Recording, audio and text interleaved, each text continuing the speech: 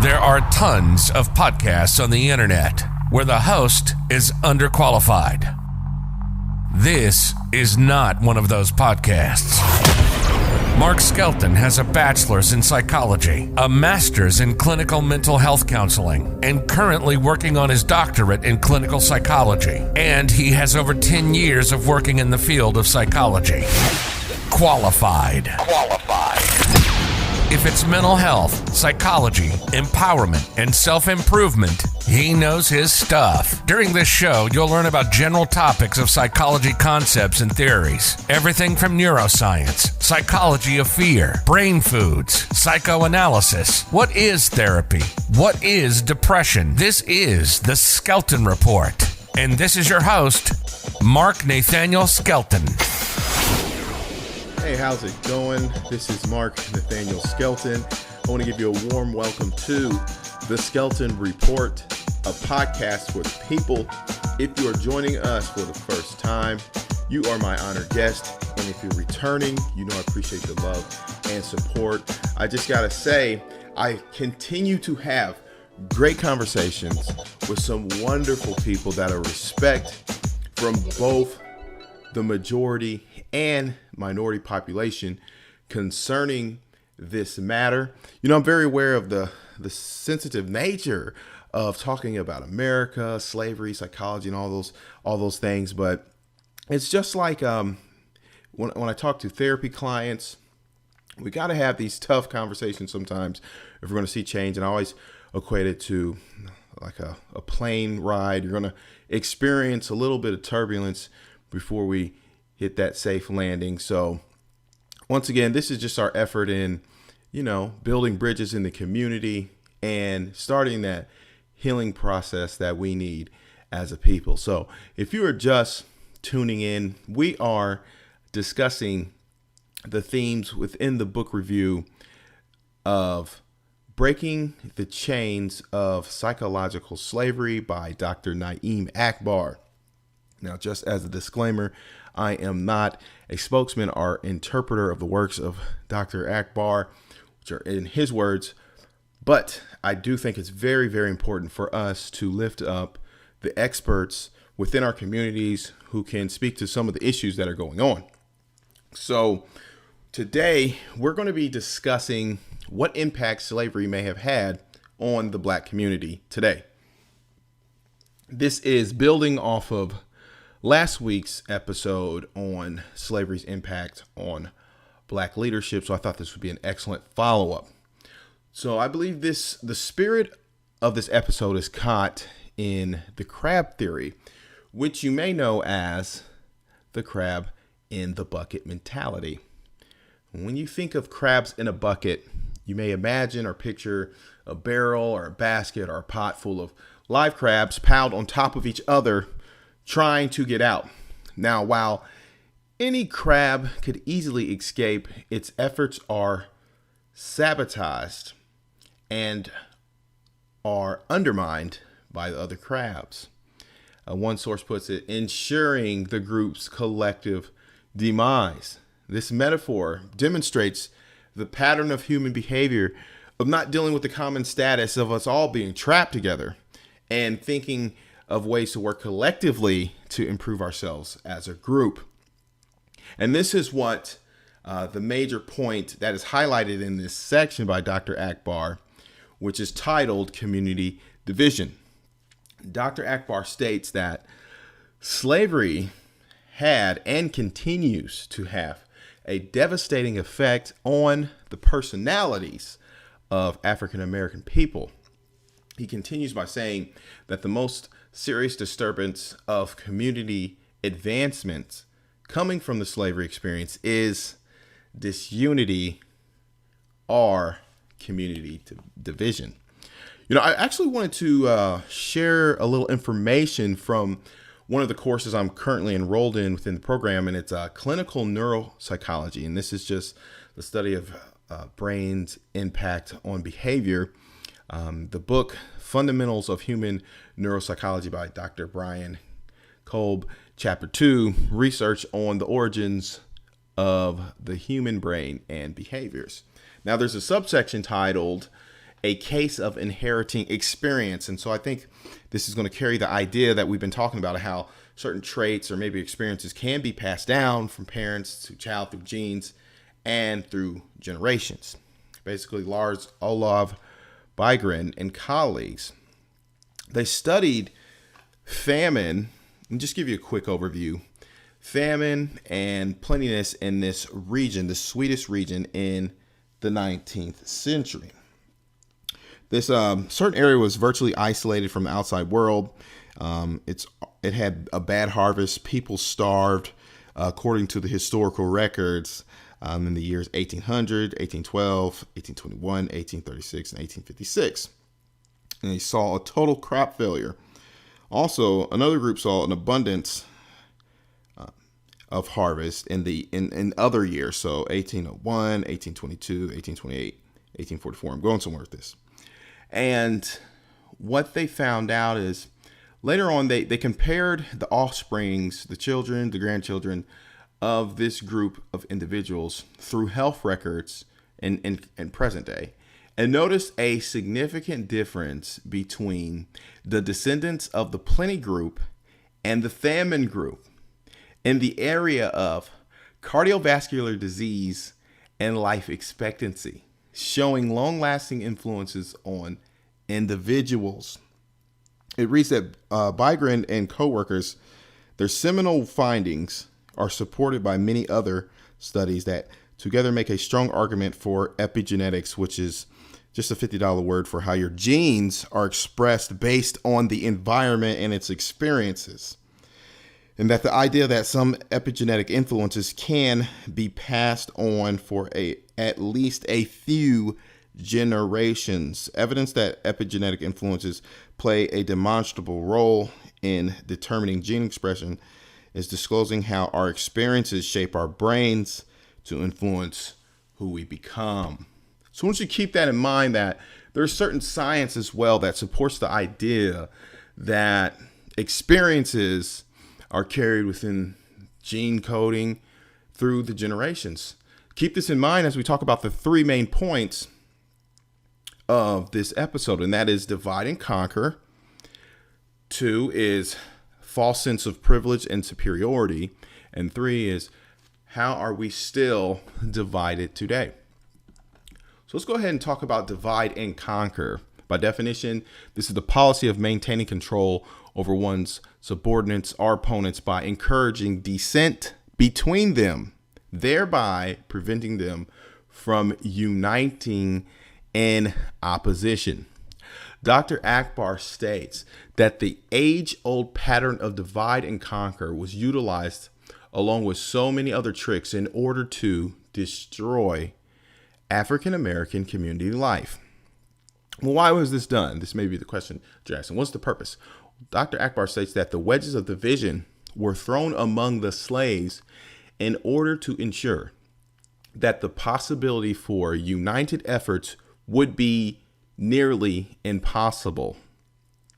See, we need to understand that the slave makers, is what he states, is were fully aware that a disunited community would be easy prey for the continued control by the master. Let that sink in. So basically, keep them disunited and keep them separated so they can't come together, right? And maybe make a positive change for themselves. Now, these wedges of division and the major social divisions constructed by the master to accomplish this feat were, he highlights, I think one of the major separations among the slaves was the idea of the house workers versus the field workers. Another category was skill set. So we're talking about the different tactics they used to separate, and on what means did they separate people on. Certain skill sets. So slaves, he highlights slaves with certain skills such as iron workers, blacksmiths, and carpenters were separated from the common field hands. All right. Another one was skin complexion. So light complected slaves versus those who were of a darker complexion, as well as age groups. So older versus the youngers. slaves as well. The historian Kenneth Stamp, which once again is a white historian. I've talked about him throughout these episodes, and he was a historian on slavery and Civil War and an advocate for African Americans. In his 1956 publication, A Peculiar Institution, he describes this phenomena in the following way. The slaveholder needed the willing cooperation of some of his bondsmen to make his government work effectively. Knowing that the majority could not be trusted, he tried to recruit a few who would be loyal to him and take his side against the other. Usually, see, this is the technique coming into play. Usually he found his allies among the domestic, skilled artisans and foremen, all whom he encouraged, watch this, to feel superior to and remain separated from the field hands. In this manner, some planters gained assistance of chattels who identified themselves wholly with the master's class. So I want to lift up this idea of encouraging to feel superior to others. And this will lead us to the second point of the psychological impact of this separation, this manufactured separation of the slaves.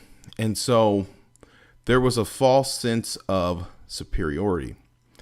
See, now think about the facts. The facts is, let's look at some facts. If someone got an F plus and another person got an F minus, all right, the one with the F plus can't walk around like he's better than the one with the F minus. Why? Because they both failed the test. If you lost by 1 point or if you lost by 100 points, at the end of the day, you lost the game.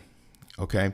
The point is that they were still in a slave position. That's the point that Dr. Akbar lists up. It's like today, we got to think about that. Just because you have a degree, you may be African-American with a business, all right, you're not better than the one in the prison or the one that's stuck on drugs. We're still in a community at the end of the day that is at the bottom of the social strata. All right.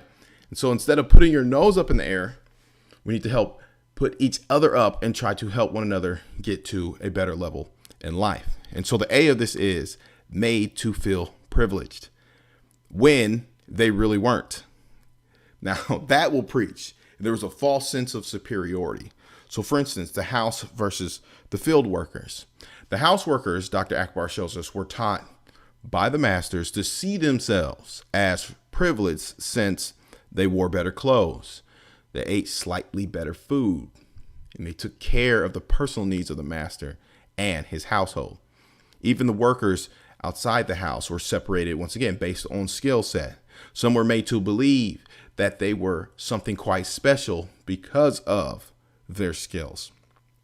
Also, another example of this idea of feeling privileged and more superior than the other was systematically done to us was the illegitimate offsprings of the masters. Sometimes they were delegated authority over the field hands and would boast about the white ancestries that they have by trying to make their Caucasian blood serve as a mark of superiority within their own caste. But the point is, in reality, slaves were still inferior in the whole grand scheme of things.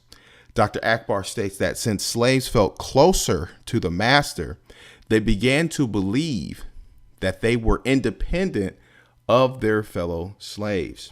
Got to catch this. So he outlines and fleshes out that the slave's energy then became consumed with affirming and defending their special class membership. And this conflict among the slaves almost invariably worked for the benefit of the slave master. How? How do you think that, and why do you think that happened? Well, because little did they know. So Dr. Akbar highlights and fleshes out once again is that this total dependence on the slaveholder and alienation from the other slaves essentially sealed the slave's fate against their effective self-development. Wow. I know in our own lives, and this could be true. If you're too dependent on someone, that can end up handicapping you. This happens a lot in maybe parents. It could be done unconsciously. The failure to launch of their children, and sometimes because you have them depend on you so much, they don't know how to fly the coop. They don't know how to be successful on their own. And this was done more so on a pathological level during slavery. So slaves were so focused on their special categories of their slave states that they were easily pitted against one another.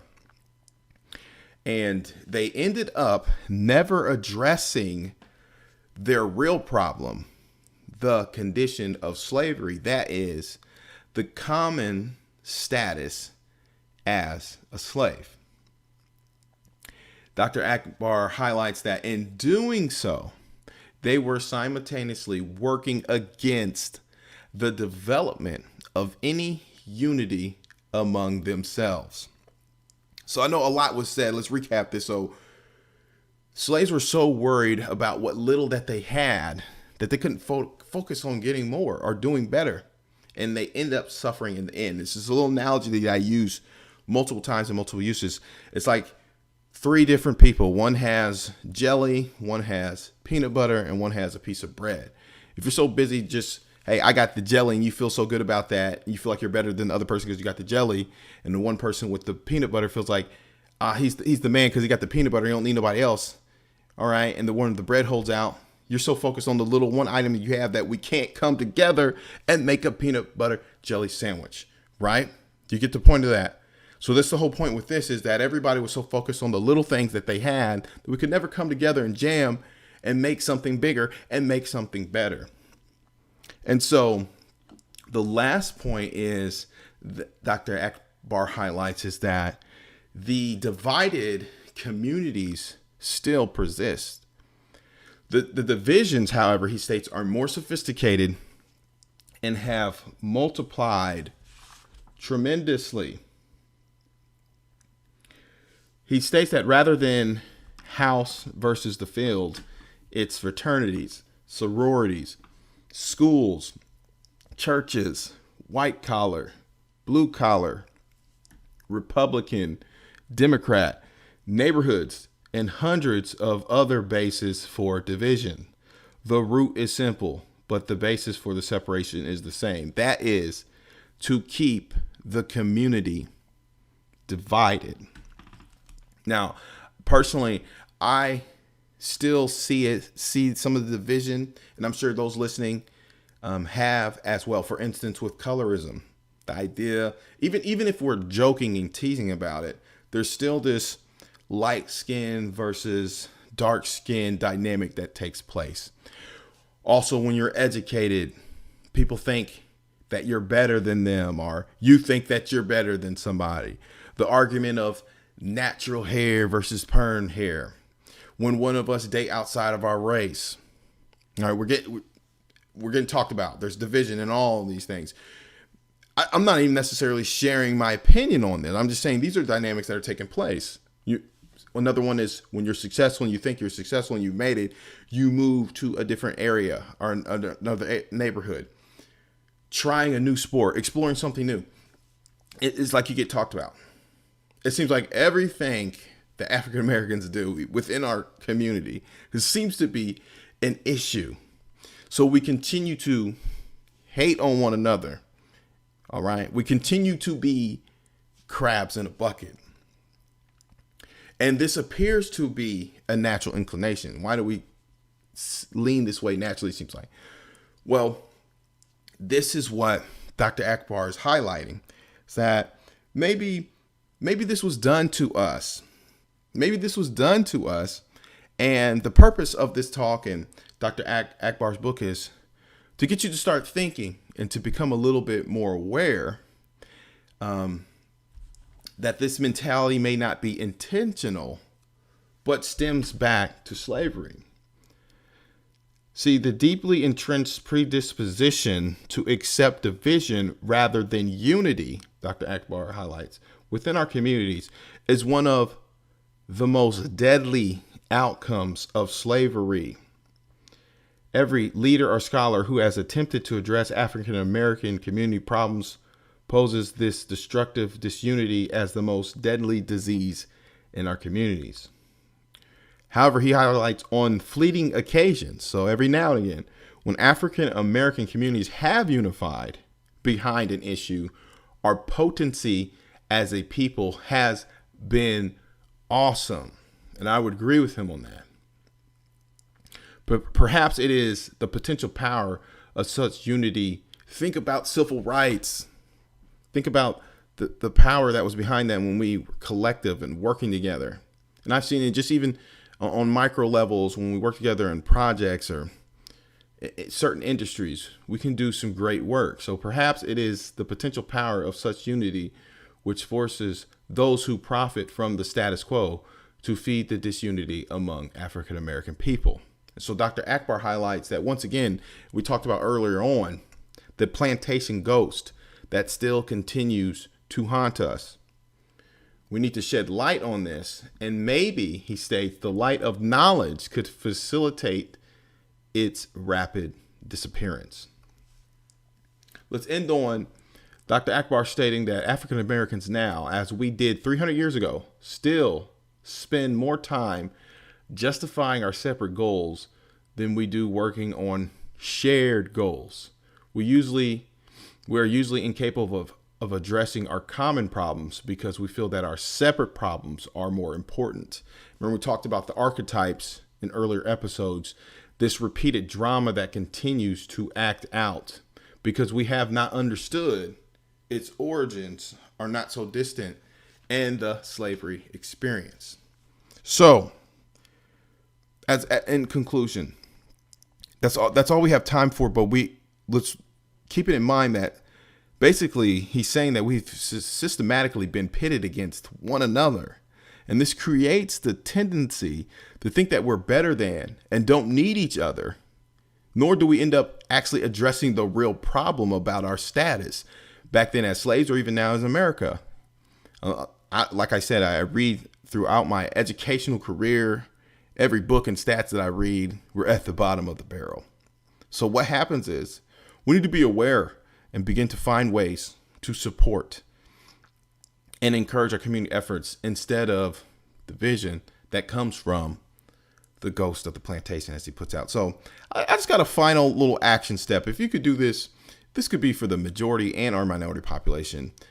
I say, support a cause, support a business effort, maybe start a discussion around this topic with another African American, see how we can once again get rid of this ghost of the plantation and begin to start supporting one another instead of always hating and pulling each other down like the crab in the bucket. That's all I got time for. Hope this was a blessing for you as it was for me. I got to start studying. So I'll catch you guys on next week, and till next time, peace. You've been listening to the Skelton Report. Mark is an expert in mental health, psychology, empowerment, and self-improvement. This show is informative about science, research, and literature within professional psychology. If it's neuroscience, psychology of fear, brain foods, psychoanalysis, diving in depth about therapy and depression, and speaking to stigmas and issues within the minority and church communities. It's all here. We hope you enjoyed the show, and we hope you got some practical and useful information. We'll be back soon, but in the meantime, follow us on Twitter and Instagram at Skelton_Neuro. Check out the website at SkeltonNeuroCounseling.com. And if you have questions or comments, email Mark at SkeltonNeuroscience@gmail.com. Till next time, this is the Skelton Report, signing off for now.